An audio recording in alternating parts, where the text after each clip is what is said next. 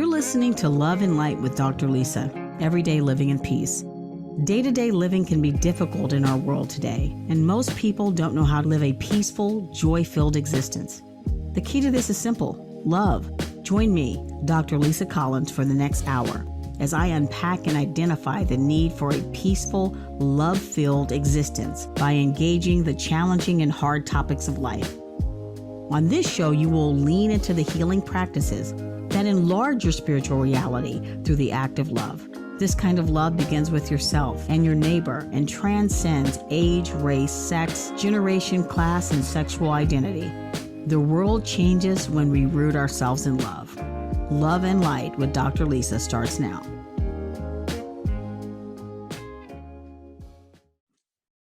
Hello, everyone. I'm Dr. Lisa, and you are listening to Love and Light, living every day in peace on Transformation Talk Radio. Stay with us for the next hour and let us help you experience how to bring more love into your everyday life. We are here each second and fourth Wednesday from 1 p.m. Pacific, 12 Mountain, 4 Eastern, and we have tools for living every day in peace. Community well-being provides so much for so many. And how do we build community and well-being in our city or our town or wherever we live? How can we be intentional in creating and supporting a vision that welcomes collective growth? I'm really excited today. One shining example of supporting his community and the communities around the United States is Stephen Green, a voice for underrepresented entrepreneurs. Stephen, a true connector of people, works to build a bridge of banking and finance expertise to assist deserving businesses to start, grow, and prosper. Welcome, Stephen, to Love and Light. Thank you for having me, Dr. Collins. Appreciate it.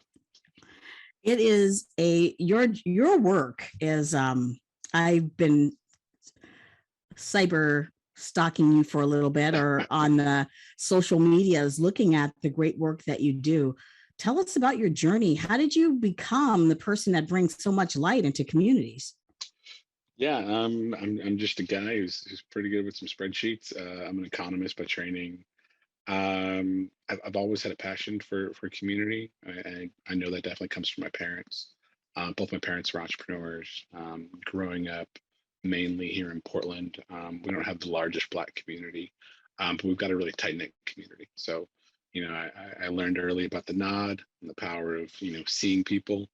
And I also learned about, the difference between signing the front of the check and signing the back of the check, as my dad used to say. And so, my parents talked a lot about ownership and being able to write our own path and tell our own stories. And then really just following our passion. And so I think there's something to be said for all of us at some point in our life to be doing for a vocation what we're most passionate about. And maybe you don't do it for 30 years, but I think there's few things that really touch your heart and feel you and have you feel accomplished beyond, going and come up with something with your kitchen table, and then finding out some stranger 3,000 miles away paid their hard-earned money for that idea you had one time. Mm-hmm. Wow. I love that. And Portland, Oregon has its own history, and Oregon in general has its own history. It was the only state to join the union as a white-only state. And you talk about the close-knit community. Can you talk a little bit more about that? Yeah, definitely. I'm definitely a data nerd, so bear with me. I think, yes, Oregon was founded as an exclusionary state, but even before the state joined the Union in 1859, there was Black folks that lived all over the state, in counties far and wide.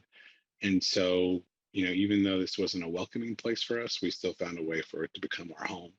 And oftentimes the folks that lived here in the 19th century were folks that were fleeing places where they could get lynched or,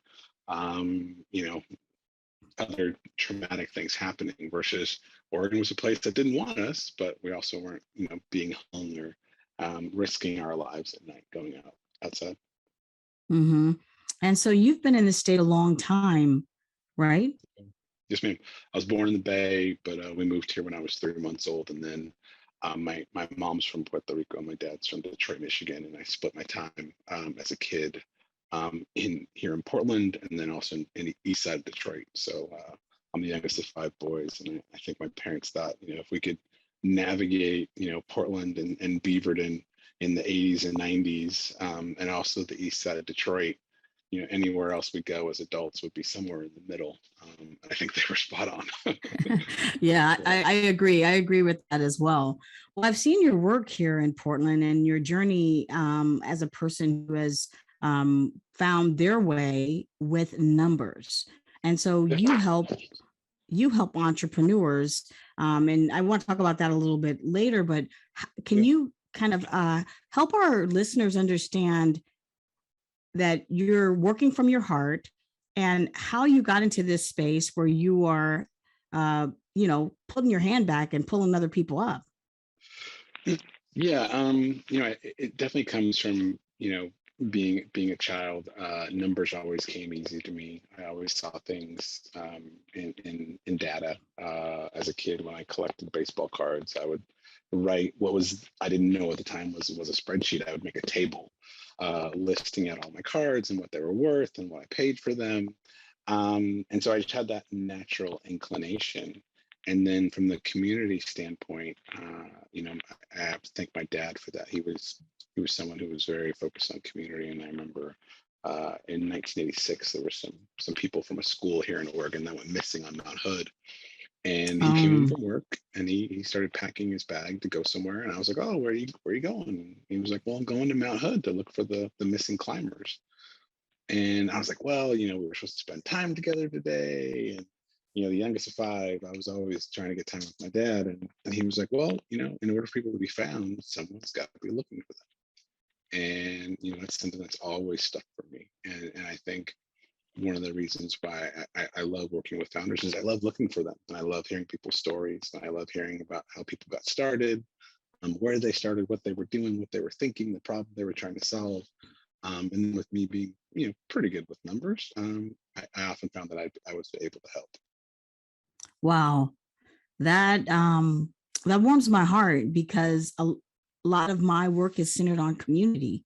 And I know that when we are kind to one another and we follow Dr. King's tenets of nonviolence, we can create something that's beautiful. So I really love that story.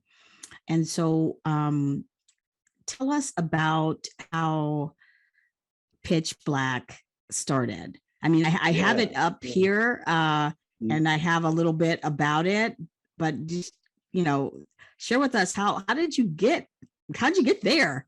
Yeah. So, I've started a number of businesses over my career.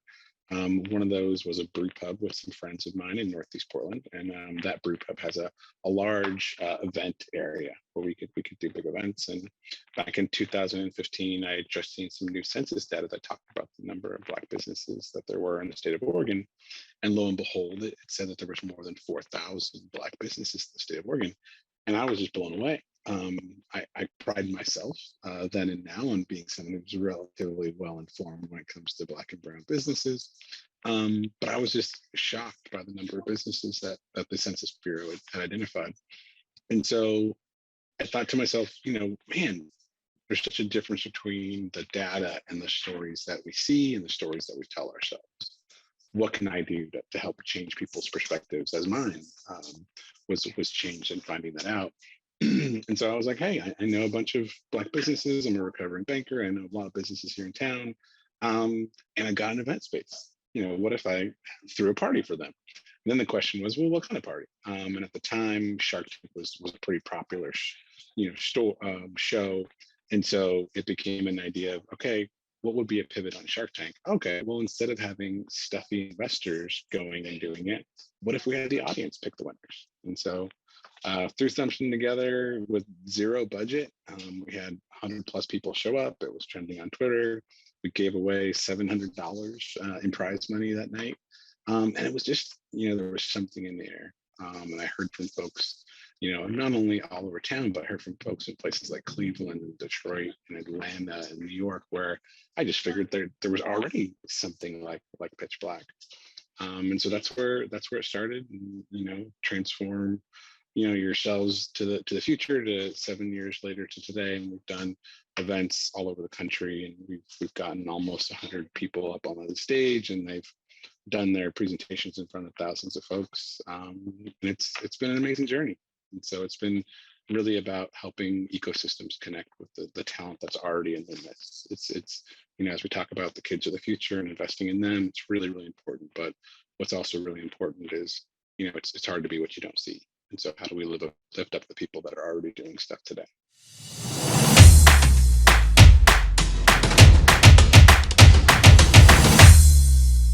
We are back on Love and Light, living every day in peace. And my guest, Stephen Green, is a voice for underrepresented entrepreneurs. Stephen is a true connector of people.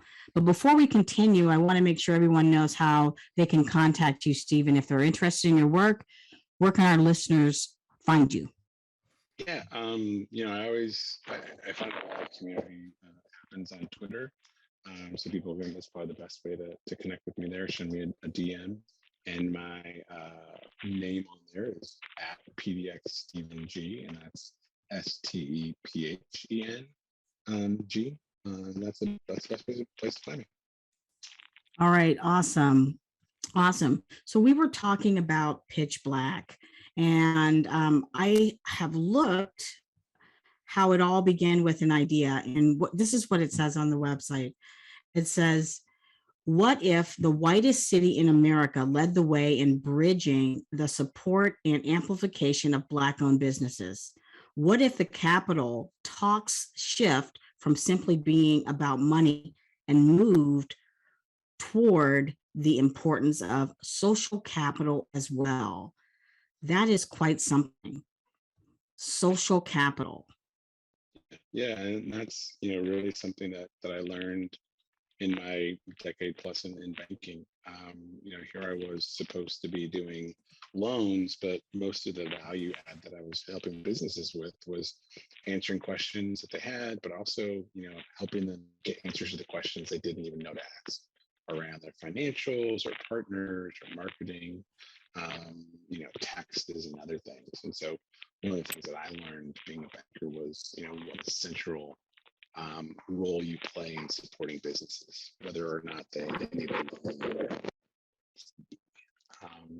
And that's really the structure of what banking really used to be here in the United States. The first bank that I worked at actually had a bar that was open up until the 1980s, where the bank would close, and then after it closed, the bar would open. And that's where the branch manager and staff would connect with the people in the community and talk to them about what was going on. There's so much around financial literacy in the Black community, and I am a small business owner myself, and I don't know what I don't know, and the structures that are set up to help me, they really don't help.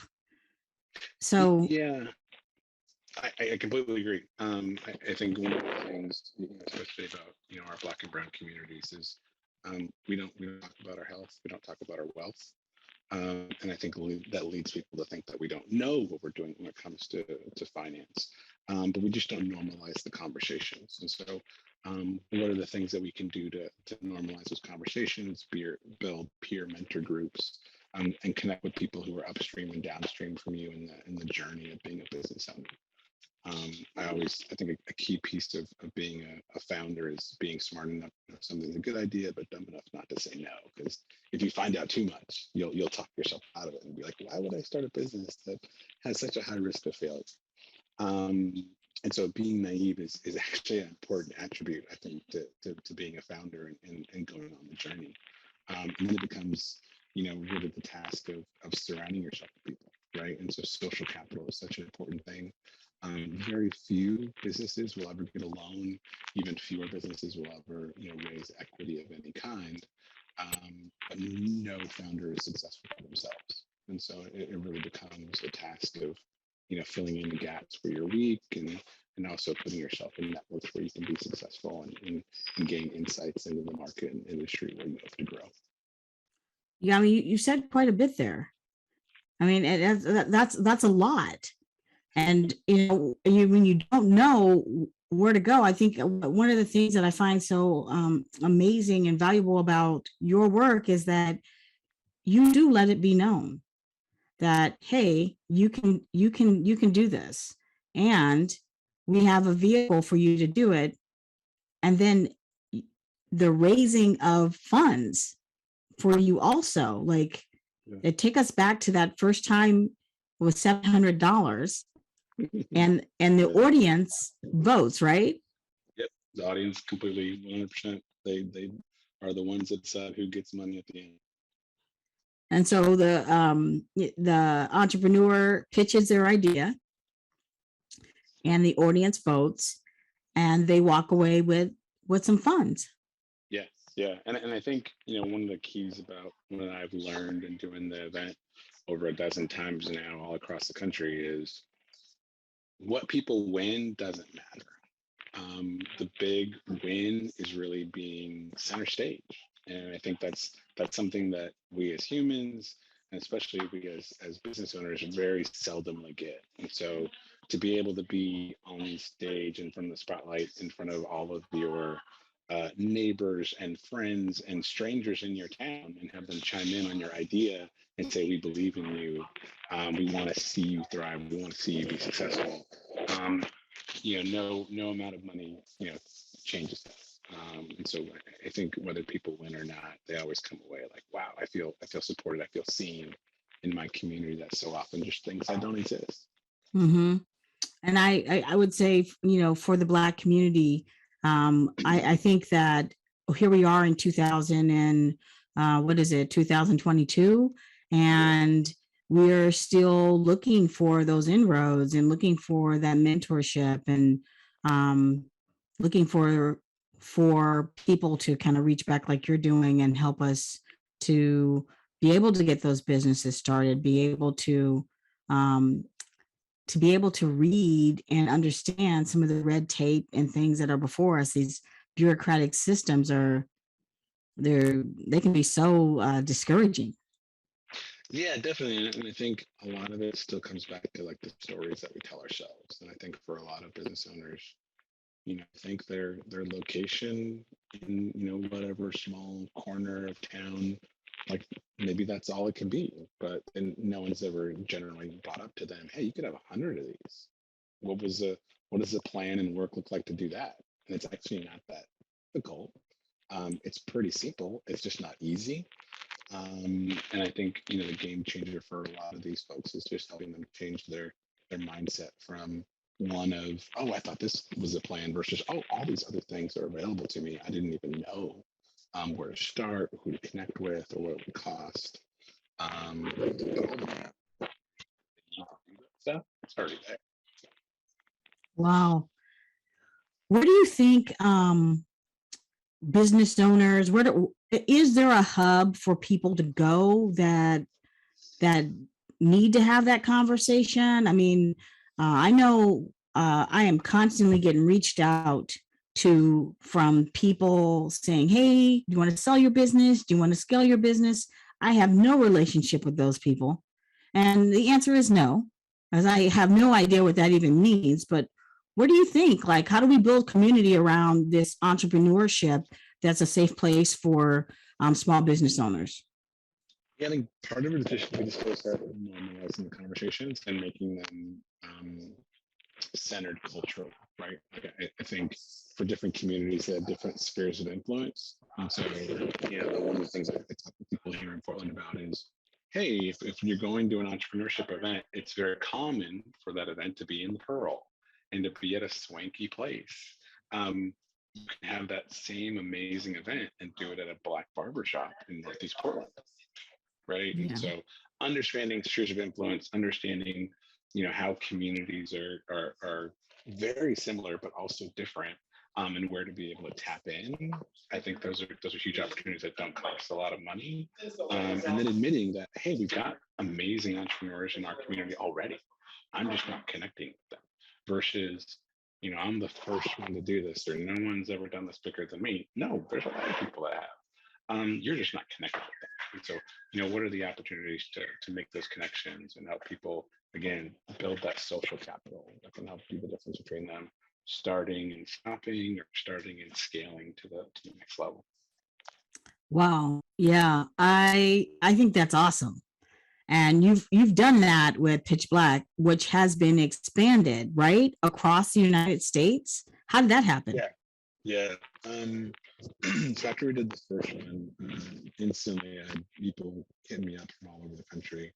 And so based on some relationships that I had, we found some other cities. We've done events in Philadelphia, in Seattle, and events in Austin as well over the past 7 years, which has been really great. And then whenever we do events in other cities, I always make sure to bring founders from Portland along to compete in those events as well, so that they can go take the idea that they've been building on here in Portland and introduce it to a new audience in another city. Nice. Wow. And so it looks like we're coming up on another break, but if you can just give us a little teaser of just like this year. I know that there were 3 people that walked away with funds compared to when you started the $700. What did it look like this year? This year we turned out, the ladies slayed and took the whole podium. And instead of a $700 check, we were able to give away 6 figures this year, which is just Wow. blows me away. And everyone that competed this year also went away with a little bit of money at least. So it was an awesome event, all the feels in the world. And I think also from a timing standpoint, a lot of folks are really uh, needing to get back in the community, needing to Mm-hmm. be in physical proximity to other people um, that they haven't seen for a long time. Yeah. Wow. Wow. So we're up on a break. I'm Dr. Lisa, and you're listening to Love and Light, living every day in peace. And when we come back, we'll continue to talk about community and financial well-being with Stephen Green, a voice for underrepresented entrepreneurs, a true connector of people. Stay tuned. We'll be right back.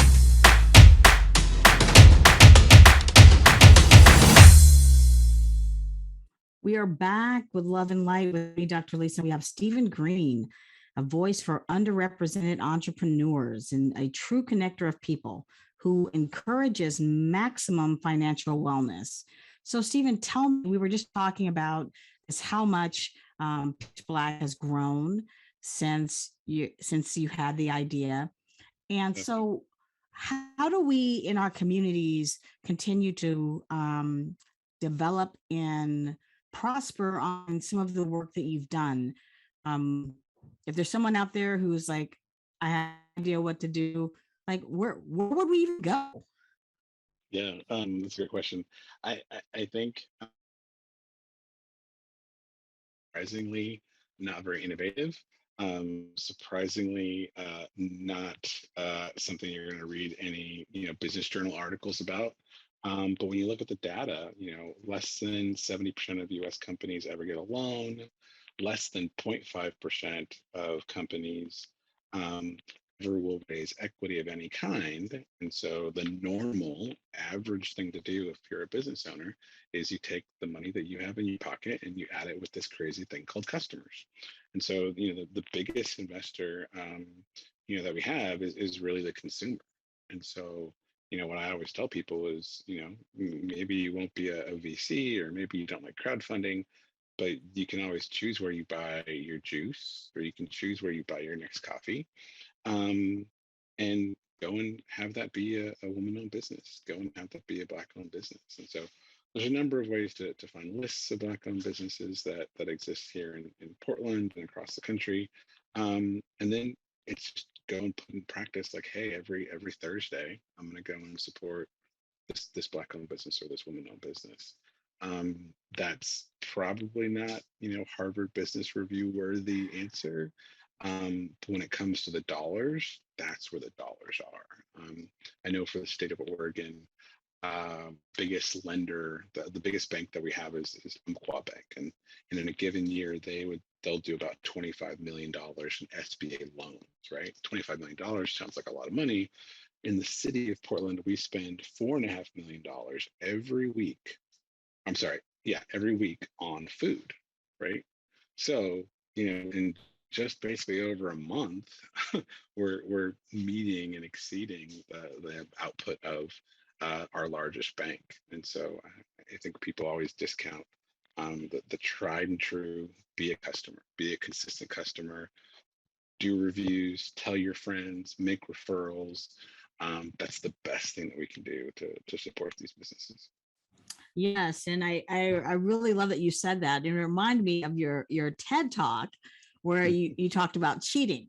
We Yeah, need to cheat a yeah, little yeah, bit. And yeah. if you haven't seen Stephen's TED talk, he did a TED talk, and we watched it at our house, and we really loved what you had to say about when you go to a small business that you're leaving some money here in actually our city, our state, and benefiting our community. And I haven't really heard that message before, but I really appreciated hearing it. And I think I can't remember the numbers that you stated in the TED talk. I don't know if you remember them. I think maybe it was like 50 cents stays.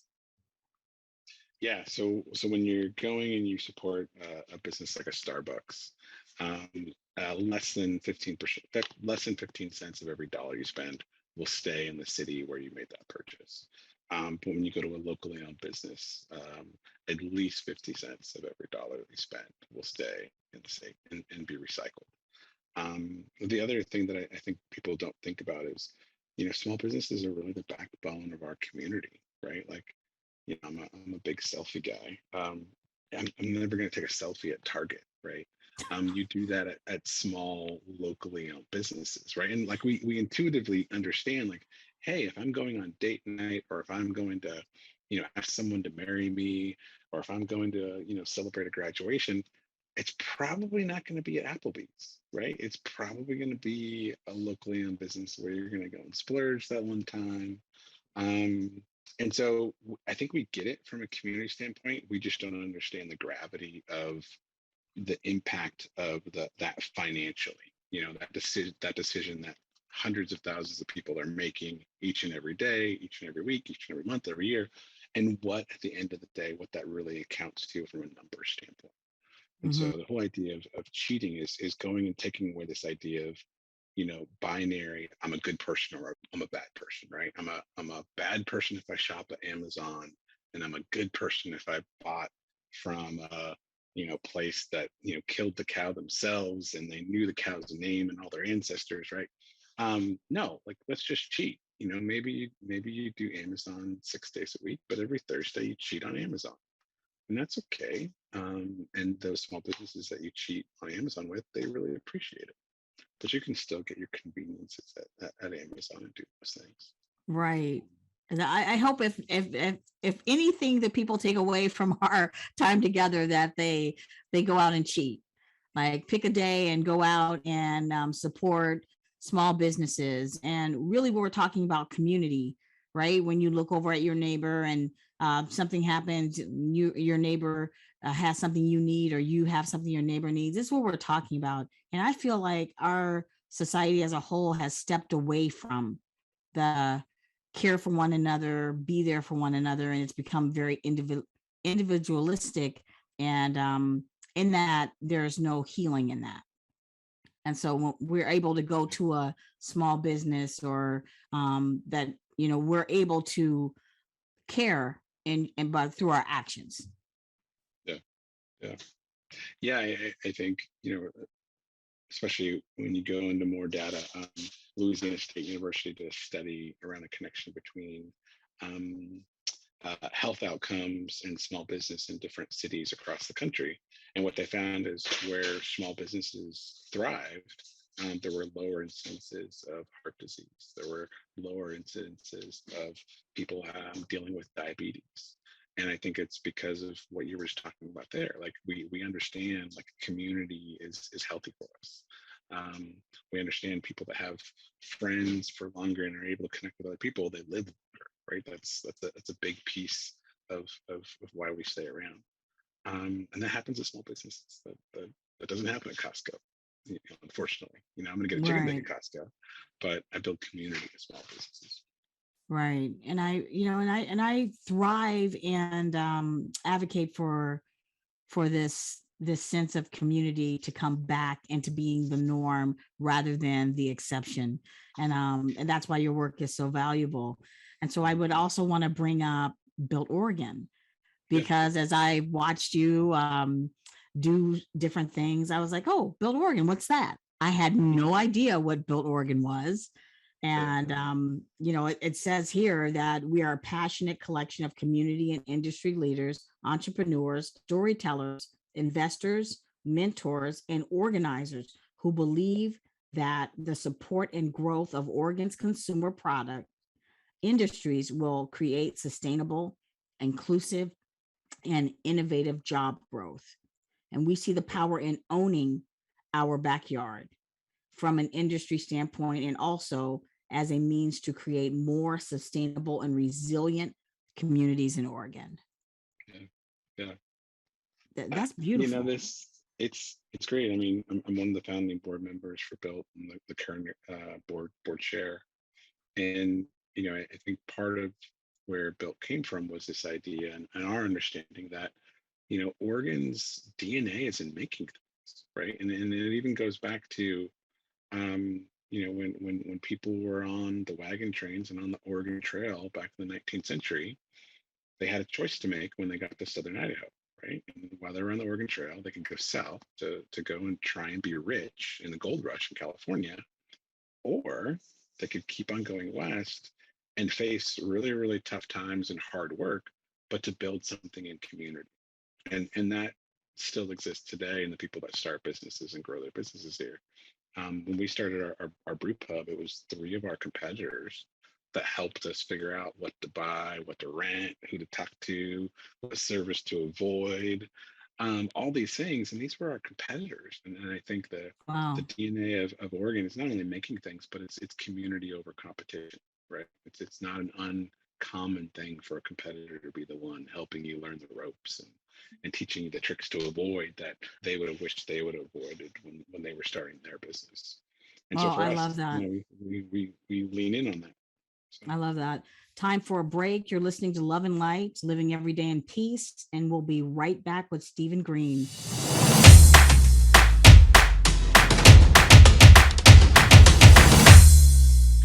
Welcome back. You're listening to Love and Light, Living Every Day in Peace with me, Dr. Lisa, and Stephen Green, who is a voice for underrepresented entrepreneurs and a true connector of people. Stephen, where can people find you? Where can they follow your work? best thing to do is jump in and reach out to me on Twitter at PDX Stephen G, PDX SDPHENG. On Twitter, my DMs are always open. I love hearing what people are working on, and if I'm able to help, I'm always willing to do that. But far too often, I know little to nothing about what they're working on, and all I can say is I wish you well. But I will at least respond and say that. Amazing. And in your work, I think, how old were you when you started the brew pub? That was 2013, but I started my first business when I was a junior in college. I went to college on an academic scholarship that covered part of school. And I also played football, so I had very little time on my hands. And so um, I took some odd jobs, but I just didn't have enough hours in the day to make it all work. And so I started selling Nike shoes on the internet, and that's how I paid for my last 2 years of college. That was my first business. Yeah. You were selling Nike, and we know that Nike is from Oregon. So you were Yep. selling Nike Yep. shoes on the internet. It was your Yeah. first business. And Yeah. so, Yeah. wow. And if Yeah. there's anyone out there, and I want to talk a little bit more about Built Oregon, Mhm. because this year, once I found out Built Oregon existed, um, I went there to buy Christmas presents this year. And tell us a little bit more about Built Oregon and how people can engage, um, Yeah. what it is. Yeah. Built Oregon is really a collection of folks that are committed to helping other hard good maker businesses succeed and thrive and even close here in Oregon. We've got a group of over 250 mentors, people that are across the state that have worked in all sorts of businesses, big and small. And I think for us, we come at it from a standpoint of here's what worked for us, here's what didn't work for us, versus, there's a lot of people providing business advice that have never ran a business at all. And so we love being able to go and say, here are the questions you're not asking me that you should be asking me. And it's based off of our experience. And so for us, we've got a network of folks that have been there and done that with some success and some failures. And how can we help the next generation of folks learn from that and avoid the things that we hit our head up against along the way? So, wow, it's much more than I thought. And how do people well, first of all, what is the website for Built Oregon so people can go there and check it out? It's builtoregon.com is the website for it. And I'll tell you, as a person who's gone on, there are so many businesses there, so many products. It's like reaching out to your neighbor. It really has that community feel. And I was able to get some really cool things for people that I would never have seen in the store. I'm not going to see it in Target or Target. And I just, and some notes back from some of the owners of like, hey, thank you for using my product and thank you for buying my product. And you don't typically get that in my Amazon package either. Right. I think our sweet spot is definitely helping the founder that's already started their business, maybe is a couple of years in, and they're hitting that point of wearing all the hats. What do I do next? And it's less of a question of how do I grow this thing, and more of a question of how do I find balance? How do I not burn out? What are the things I need to take off of my plate and give to other people? What are the processes that I need to put into place? And so oftentimes people are connecting with us for one reason, and then once they start talking to us, they find out, oh, I need help on all these other things. And newly minted founders love working in their business, opening the doors, selling the product. They don't understand the difference between working in the business and working on the business. And on the business is talking about things like intellectual property. It's talking about proper forms of insurance that you need to have. It's thinking about your costs of goods sold. All of these things are not glamorous, that are not sexy, but they're the difference between you, growing your business and taking advantage of opportunities and you going out of business. And that's the stuff that we do a really, really good job of, that people understand that are in the stage where we're connecting with them. It's not sexy, but that's the stuff that the SBAs of the world, just don't have enough information or experience on to be able to be helpful. Absolutely.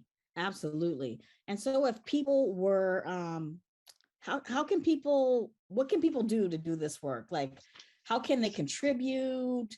If there's someone out there saying, this sounds great, I would love to participate in some way, or I would like to start this in my community, what would you say to them? Yeah.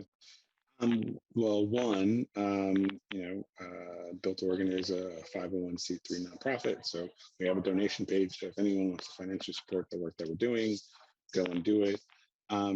Two, the work in Oregon is different than the work in Mississippi. It's different than the work in New York. It's different than the work in Rhode Island. And so I think what we've been really good at is figuring out are for us as of today and where we can leverage the experience of people that we have. I think how we can help other people in their communities is being able to ask the right questions around what are the problems in their communities, what are the things that people are struggling with, versus, well, I just want to go and do this. And so anyone that allows me to do this, I'm going to go and help them with that, versus that may not be what the businesses in their community need. And so that's really what we figured out. None of it is really glamorous work. And it also changes. So, one big pivot for us, find anything around diversity or inclusion on our website.